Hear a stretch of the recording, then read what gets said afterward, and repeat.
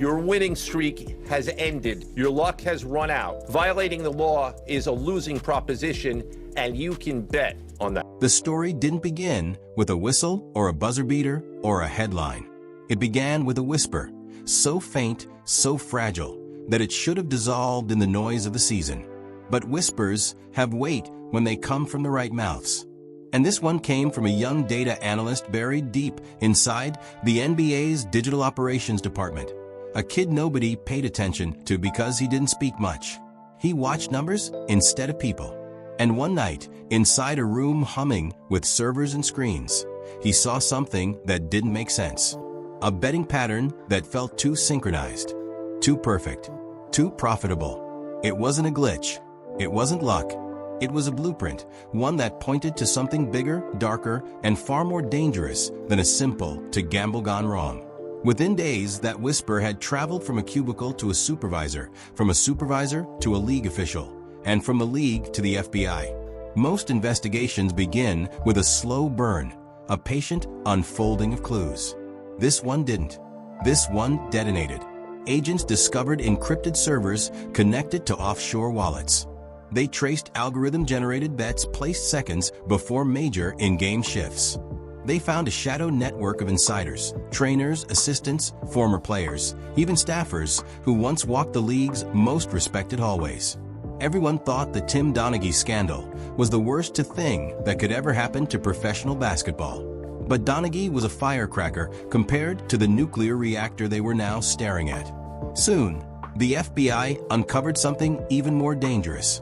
Mirage looked like a tech startup from the outside.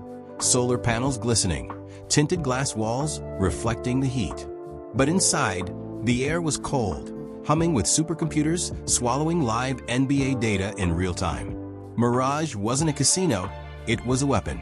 A digital machine capable of manipulating betting markets in ways no human ever could. It could predict momentum shifts before they happened, identify subtle injuries before broadcast noticed, track referee tendencies, exploit player analytics, and turn every dribble, every cut, every missed shot into profit. And the people funding it were not casual gamblers. Behind Mirage stood a tangled group of high-level investors, retired players with debts and grudges, sports executives hungry for control, only the money that flowed through it. Mirage was the headquarters of a nationwide laundering network, washing dirty money through clean bets and turning basketball into a currency pipeline. And nobody knew. Not the fans. Not the players. Not even the league. When federal courts began reviewing the evidence, the scope was staggering. Thousands of hours of surveillance footage revealed secret meetings in hotel rooms, coded handshakes on sidelines, USB drives passed beneath tables.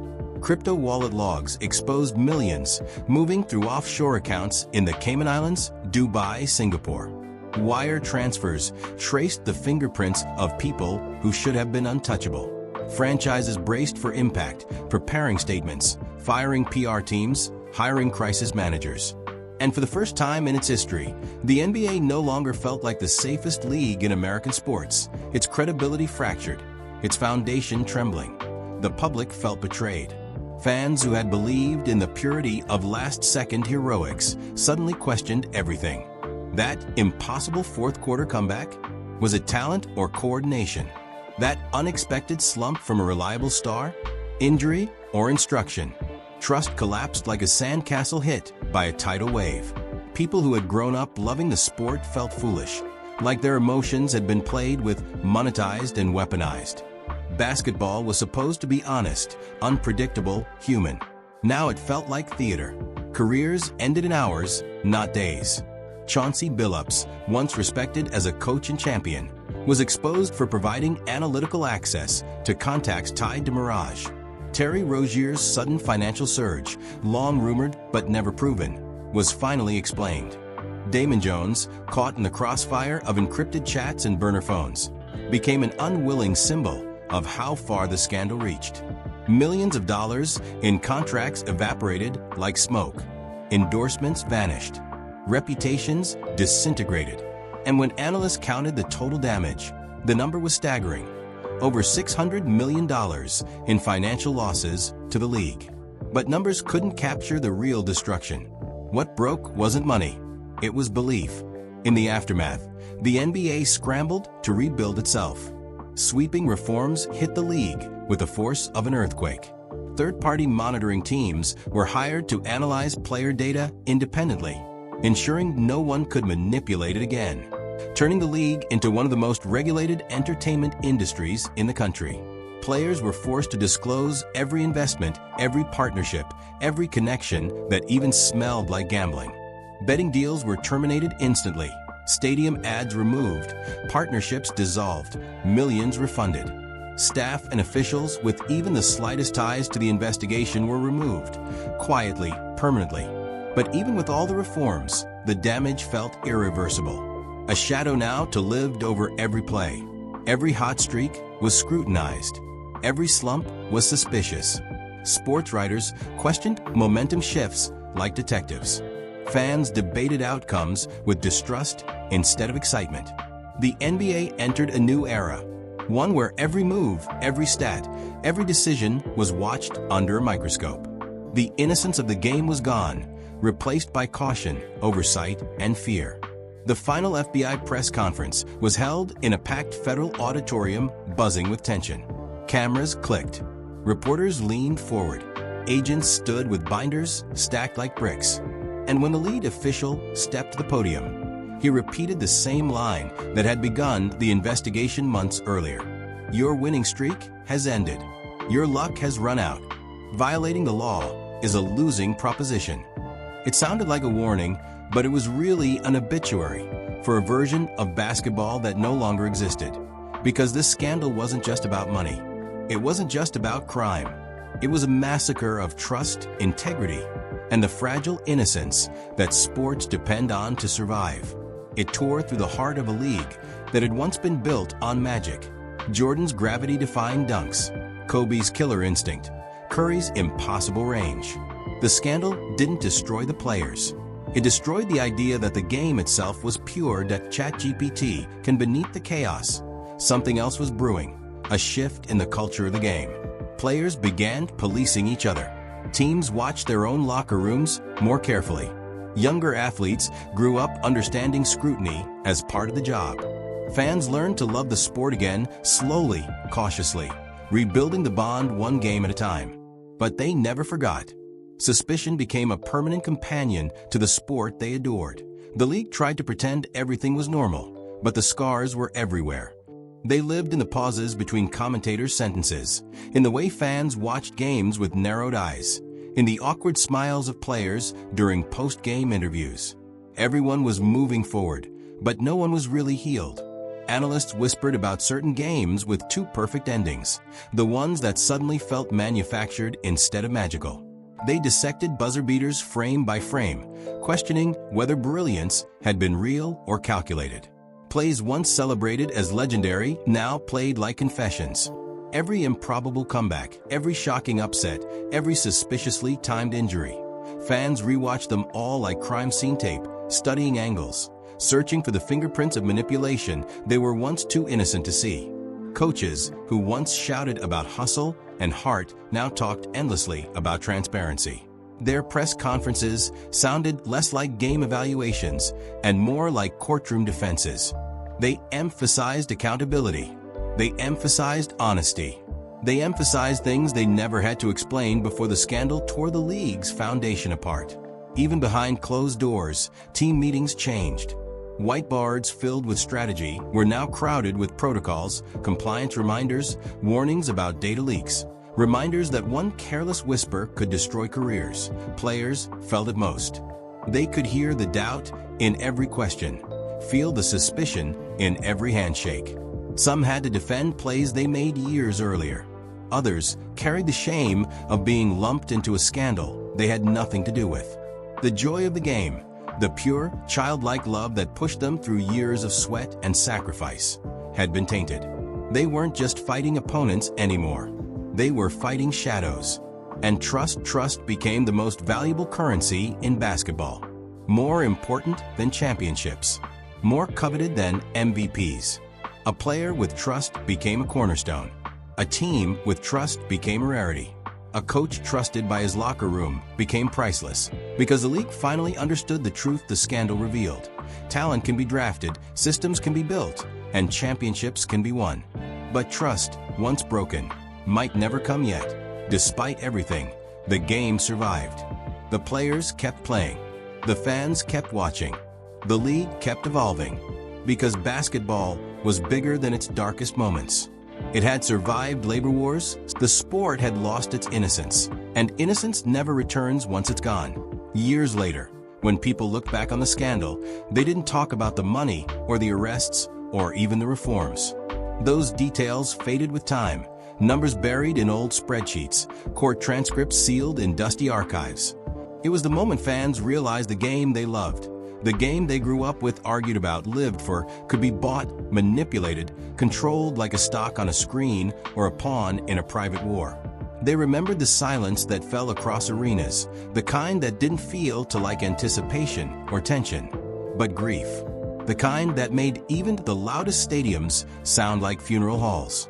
You could hear sneakers squeak, you could hear players breathing, you could almost hear hearts breaking. Chants died in throats, signs were lowered. Celebrations felt forced. People sat there wondering if the shot they cheered last season had been real, or if someone somewhere had calculated it to be that way. They remembered the emptiness in the eyes of players who felt betrayed. Men who had shaped their lives around honor, who had sacrificed childhoods and bodies and entire identities for a sport they believed was pure. Suddenly, those men walked with a heaviness that didn't come from losses or bad games, but from the realization that the court they worshipped had been turned into a marketplace. Some players questioned their own memories. Were the wins they fought for truly theirs, or had they been part of someone else's design? Others became shadows of themselves, playing not with joy but with suspicion, as if every teammate, every coach, every trainer might be tied to something they didn't want to see.